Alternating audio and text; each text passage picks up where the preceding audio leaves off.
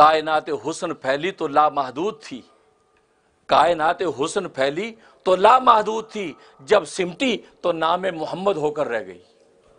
ساری کائنات کے حسن و جمال، ساری کائنات کے کمال ایک محمد کے عنوان کے اندر جمع ہو گئے۔ تو حقیقت یہ کہ ساری نبیوں کے کمالات، خود آدم علیہ السلام جب زمین پر بھیجے گئے ہیں 300 سال تک شرم سے آسمان کی طرف نگاہ نہیں اٹھائی، سجدے میں گرے رہے اور روتے تھے، اے اللہ مجھے معاف کر دے، میں نے جنتوں کی قربتوں کی قدر نہیں کی، میں تو تیری صحبتوں میں تھا، تیری رفاقتوں میں تھا، میں نے اس کی قدر نہیں کی، ساری کی ساری جنت میرے مباح تھی کہ یہ پھل کھانا ہے کھا لے، یہ پھل کھانا ہے کھا لے، یہ پھل کھانا کھا لے، میں نے اسی پھل کو کھا بیٹھا جس پھل سے تو نے روکا تھا۔ یہ میری اندر کی حرص نے مجھے برباد کر دیا، سارا جنگل میرے لیے حلال اور ایک پھل کی وجہ سے مارا گیا، یا اللہ مجھے معاف کر دے، میں نے تیری اس قربت اور جنت کی قدر نہیں کی۔ روتے اتنا روئے ہیں، اتنا روئے ہیں۔ حدیث میں آتا ہے کہ حضرت داؤد علیہ السلام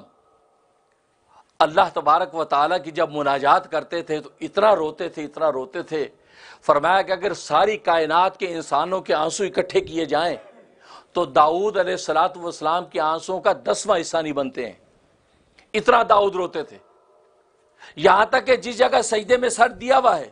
اور وہ بہہ رہا ہے، آنسو بہہ رہے ہیں، تو اس آنسوؤں کی وجہ سے وہاں پر سبزہ اگ جاتا تھا، اتنا رو حضرت داؤد۔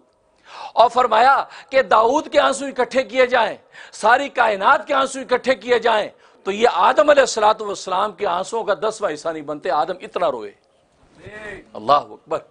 ہمارا بابا اتنا رویا ہے، اتنا رویا خدا کو منانے کے لیے، اور آج ہمیں رونا نہیں آتا، ہمیں رونا نہیں آتا،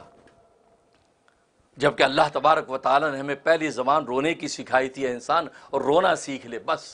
تجھے بولنا نہیں آتا، کچھ نہیں آتا، رونا آتا ہے، بس رونا سیکھ لے تو روئے گا۔ تیری آنکھوں کی اس لڑی کے اندر، آنکھوں کی اس تحریر میں ہم تیری دعا کو اور مدعا کو سمجھ جائیں گے اور قبول کر لیں گے۔ آج رونا چھوڑ دیا ہے، اس لیے قرآن کریم میں بھی اللہ تبارک و تعالیٰ نے فرمایا کہ ایمان والوں کو چاہیے کہ زیادہ روئیں کم ہنسیں، زیادہ روئیں کم ہنسیں، اس لیے کہ رونے کے اندر جو ثمرات ہیں، ایک معصوم بچہ جب روتا ہے نہ منہ سے دودھ بولتا ہے، نہ منہ سے یہ بولتا ہے کہ ڈائپر بدل دو، نہ منہ سے یہ بولتا ہے کہ مجھے سردی لگی ہے، نہ منہ سے یہ بولتا ہے کہ مجھے گرمی لگی ہے، صرف روتا ہے۔ اس رونے کی زبان ایک ایسی ہے، اس رونے کی زبان کے اندر ممتا سمجھ آتی ہے، اس کو دودھ پلانا ہے، اس کو ڈائپر بدلنا ہے، اس کو کھانا کھلانا ہے، اس کو پانی پلانا ہے، اس کو گرمی حرارت سے ہٹانا ہے، اس کو سردی حرارت سے ہٹانا ہے، تو بس وہ ایک رونے کا عنوان ہے۔ اس بچے کی ایک رونے کی بنیاد پر ماں سارے مطالبے پورے کرتی ہے۔ بالکل اسی طریقے سے یہ بندہ رونا اگر سیکھ لے، اس رونے کی زبان میں اللہ تبارک و تعالی اس کے سارے مدعا پورے کر دیتے ہیں۔